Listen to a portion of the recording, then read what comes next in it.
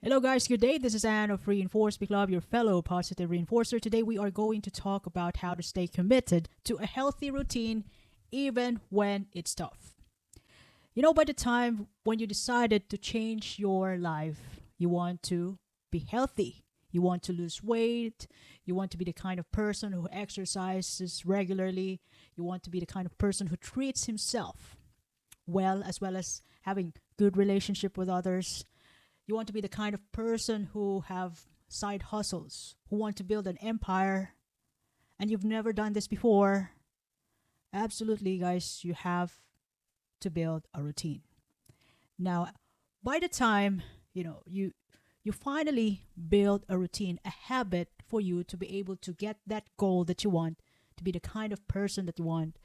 Routine are teeny tiny habits which can help you get to that kind of person you want to become. And the first couple of days, even weeks, wouldn't be that easy. There is what we call struggle at the start. But after 2 months, 3 months, 4 months, when you overcome that feeling that pulls you away from being from being a good person, pulls you away from your new standards, then you can finally become the kind of person that you want. Unstoppable. But we are going to talk about it today, how to overcome those struggles at the start, the hard days when the habit haven't kicked in to our body, mind, and even our soul. You know, you haven't done any dieting before. You haven't exercised before. You've been treating yourself so bad. But now you want to change. This time you got to tame yourself to become the person that you want. Yes, it's hard to stick to this new you, but I am going to give you 8 tips on how to stay committed to your healthy routine. Now, speaking about routine though, when you don't have a routine, every time you wake up in the morning in your day off or you have no plans at all, your day's kind of dragging you. Like there's nothing in life that you can do other than watching TV, playing Mobile Legend, online games. But when you have a routine, you know, you know already what you're going to do by the time you wake up. Nobody is going to tell you what to do if you know what to do about your day. So it's way better to have a routine and have a direction in life, a direction for your day.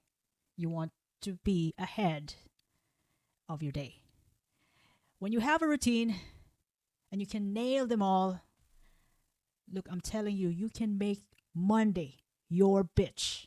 All weekdays, bitching your time, bitching the days, nail them all. You are the CEO of your life, CEO of your time. You are the in charge, and that will make you feel like you are powerful. It all starts in you. Now, the first thing that you got to do to be able for you to stick to your routine is that it's important for you to connect your routine to a deeper purpose. You have to know why your new healthy routine matters to you. It doesn't necessarily matter to other people, whoever they are. It has to matter to you, and you have to protect it. When your routine aligns with your core values as well as to your long term aspirations, it becomes more meaningful and easier for you to stick to them because it means a lot to you. Even when the days are challenging, you will always find a way, not excuses. Like, for example, today you've decided to be healthier. Remind yourself that it's not just about losing weight and eating healthy. It's about taking good care of your body for your own longevity and your well being.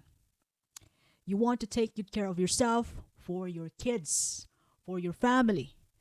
You still want to be alive, up to the time or even beyond to take your daughter to the altar.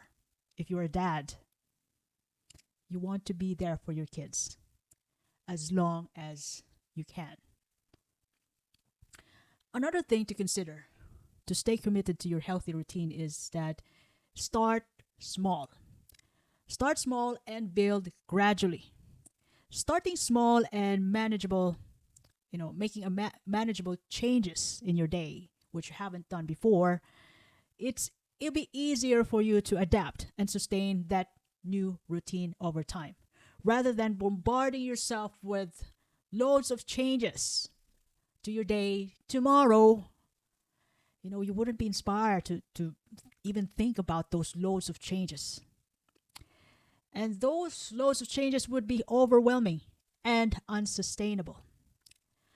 So, like for example, your goal is to exercise 3 to 4 times a week. And you can do this. It has to be specific, relevant to you, measurable. So you've decided to do this on your day off. On your day off, and you can set the same wake up time on your day off. That's one thing. Tiny change. The same wake up time. It doesn't matter. It could be 7 o'clock, 8 o'clock in the morning, 6 o'clock in the morning. It's up to you. So you've never done this before. So teeny tiny changes. The same wake up time every day. And by the time you wake up, you just head to the kitchen and grab a glass of water and then drink. You can hack your brain or trick your brain that by the time you have drank the glass of water in the morning, by the time you wake up, it means it's the start of your day. Then you can walk outside for half an hour or 10 minutes. These are just 3 teeny tiny changes. You can even wake up 9 o'clock in the morning. It doesn't have to be early, just like what you've heard and seen in the social media. You can create your own. And that's the perfect time when you used to, like for example, you've decided to walk outside for 10 minutes or 30 minutes. After the time you wake up and have the glass of water, 10 minutes. And over time, after a week or 2 weeks, doing the same thing for 3 to 4 times a week, walking outside as your exercise commitment for your good health, you can increase the intensity of your work, even the duration. You can make it half an hour or 1 hour, or you can, from walking to jogging. It's all up to you. So teeny tiny gradual changes. It's perfectly sustainable. Now, number 3, this is important. For you to be able to stick to your new routine, healthy routine for you, create a supportive environment. This is massively must be considered. Your environment plays a significant role in your ability to stick to your routine. A supportive environment makes it easier for you to maintain your healthy habits, while a negative environment can hinder your progress. Like for example, you want to quit drinking, but you are surrounded with friends who hang out after work almost every day and then drink. I'm not saying that you have to cut off these friends. You might want to consider refraining. You can just go out with them. Instead of every day, you can do Fridays instead. That will also help you save money and take good care of your health. Fridays drinking session, but it's going to be limited this time because you want to be healthy. It could be just 1 bottle, 1 glass. And you don't have to get drunk to feel happy. You just get along. It's just in accordance to your own set of rules that you apply, that you made for yourself, which you think is good for you. Another thing, in terms of supportive environment is that when you plan to eat healthier, it's important to buy healthy foods from the groceries and surround yourself with healthy foods. Fill the fridge with healthy foods, vegetables, those foods with less or no trans fats.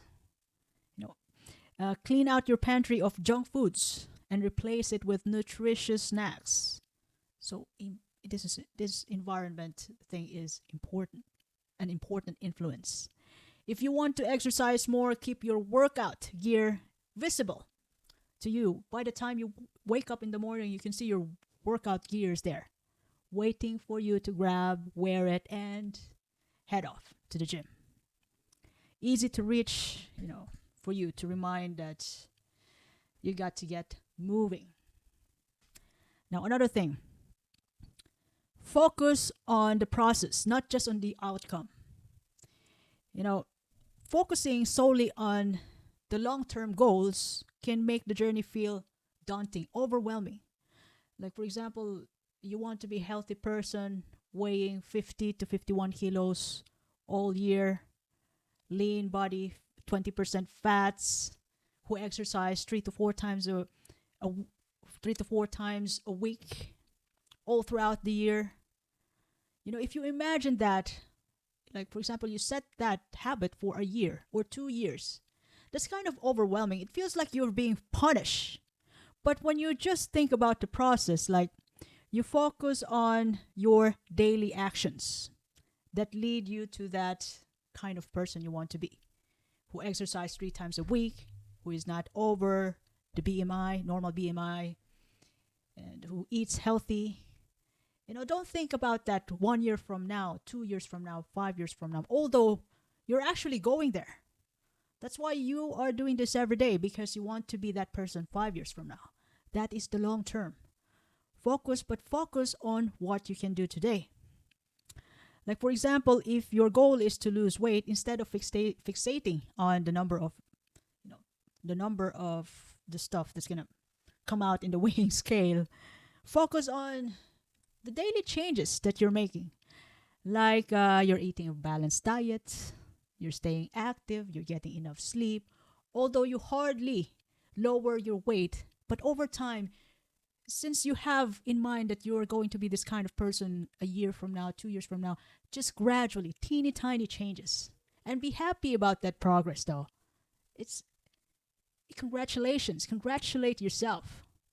It's a good deal for self-love and self-respect, and you can you can even trust yourself when by the time you decided to do something and you did it, you become more self-reliant.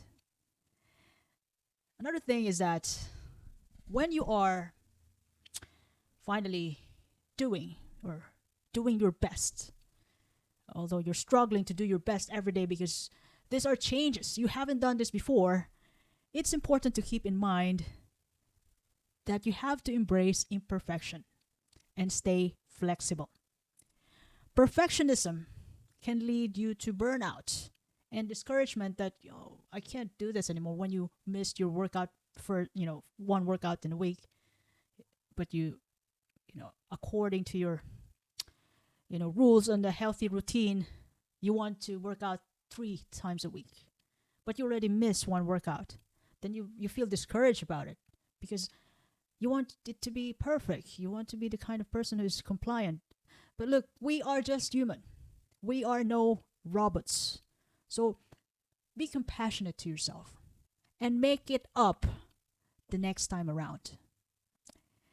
Accepting that setbacks are part of the journey helps you stay committed in the long run.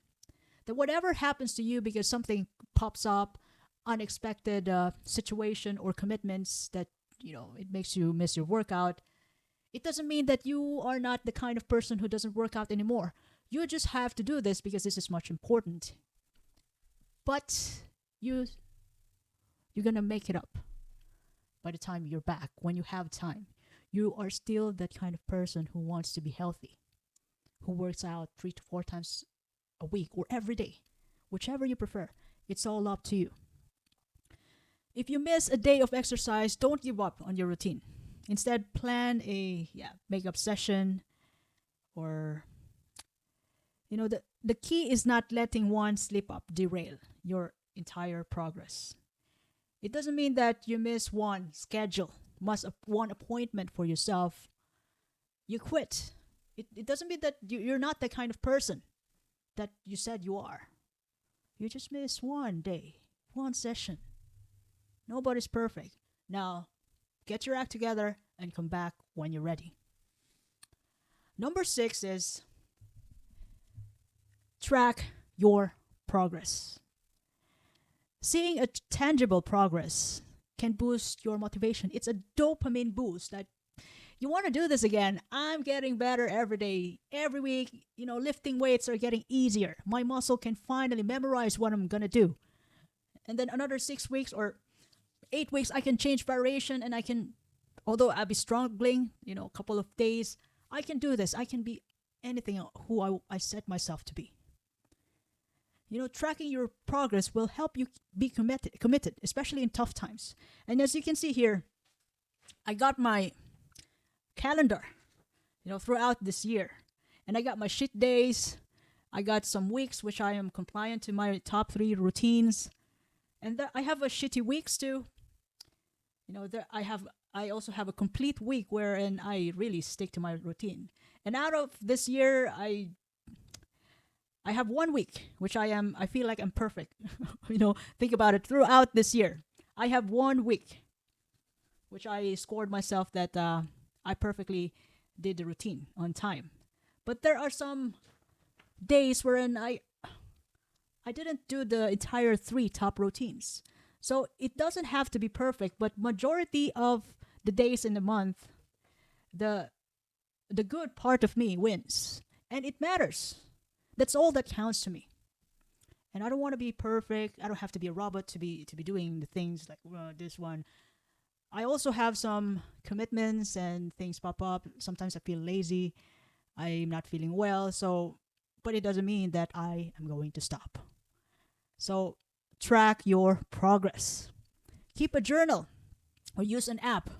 Or you can even document your journey. Like for example, if you're working on building strength, you can note the weights that you're lifting. So that's what my mentor, my gym coach is doing. So take note of the weight that you're lifting and even the variations, for your target muscles every 6 weeks. So that you can nail down what works for you. And then you can watch the numbers go up.